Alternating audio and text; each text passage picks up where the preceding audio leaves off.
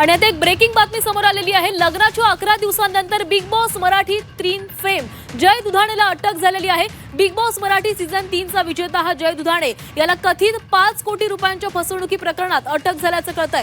ठाणे पोलिसांनी मुंबई विमानतळावरून त्याला अटक केलेली आहे। जय दुधाणे हा एक सुप्रसिद्ध फिटनेस ट्रेनर, खेळाडू आणि मॉडेल आणि अभिनेता आहे। तो ठाण्याचा रहिवासी असून जिम व्यावसायिक देखील आहे। जयनं बनावट कागदपत्र तयार करून तिचे दुकाने अनेक व्यक्तींना विकल्याचा आरोप करण्यात आलाय, ज्यामुळे अनेक खरेदीदारांचे मोठ्या प्रमाणामध्ये फसवणूक केल्याचा आरोपही जय दुधाणेवर आहे। जय दुधाणे आणि त्याच्या कुटुंबातील सदस्य, ज्यामध्ये त्याचे आजोबा, आजी, आई आणि बहिणीचा देखील समावेश आहे। त्यामुळे फसवणूक म्हणून ठाणे पोलिसांच्या माध्यमातून एफआयआर मध्ये या सगळ्यांचीही नावं नोंदवण्यात आलेली आहेत। पुढील तपास ठाणे पोलिसांच्या माध्यमातून सुरू आहे।